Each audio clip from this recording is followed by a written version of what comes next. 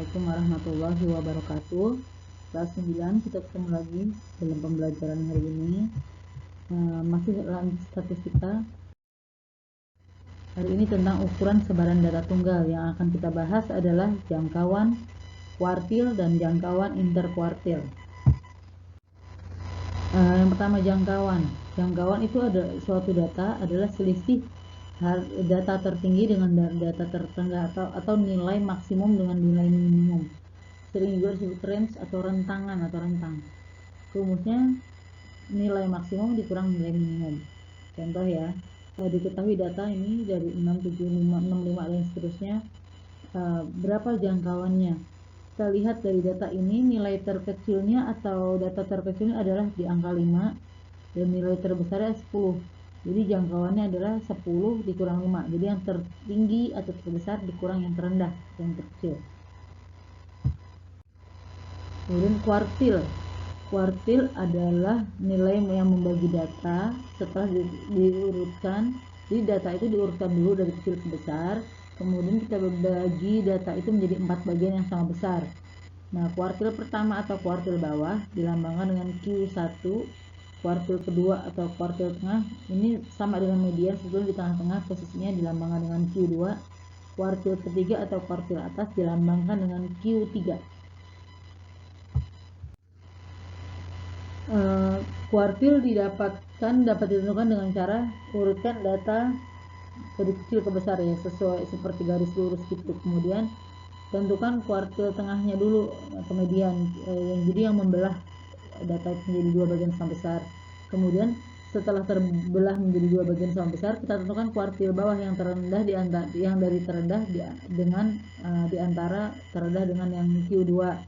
Itu adalah Q1 atau kuartil bawah. Kemudian di tengah-tengah antara Q2 dengan nilai tertinggi itu adalah kuartil atas atau Q3.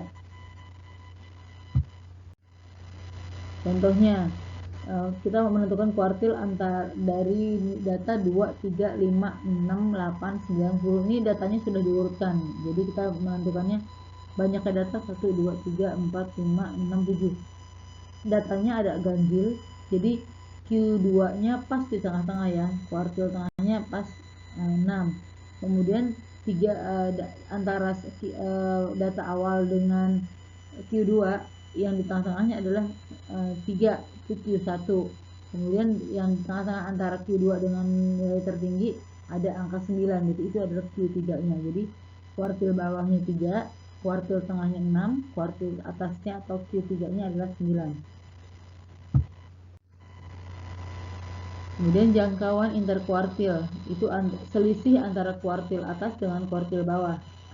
Jangkauan kuartil dengan cara mencari selisih antara kuartil atas dengan kuartil bawah. Jadi Q3 dikurang Q1. Dari contoh soal yang tadi kita dapatkan jangkauan interkuartilnya adalah 9 dikurang 3 itu 6.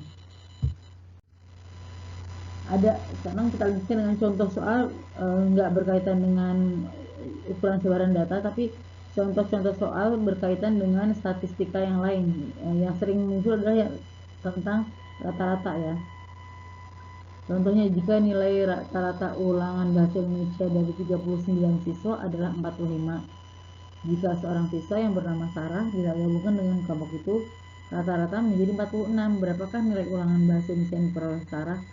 Jadi kalau ada 39 anak, rata-ratanya 39 anak itu adalah 45.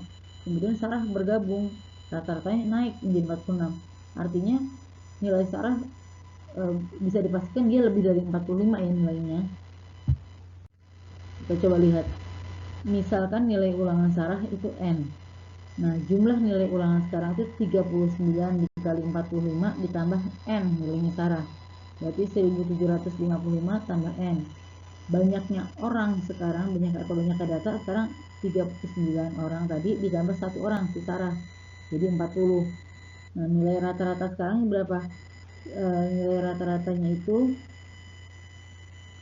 1755 ditambah N dibagi 40. Ini pembaginya ini membagi seluruhnya ya, 1755 tambah N dibagi 40 sama dengan 46. Bisa dikali silang, 1755 tambah N sama dengan 40 kali 46.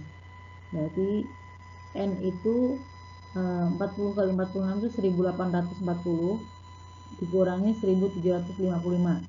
N-nya 85. Jadi nilai ulangan Sarah adalah 85. Demikian pembahasan kita hari ini, semoga dapat dipahami. Selamat belajar. Wassalamualaikum warahmatullahi wabarakatuh.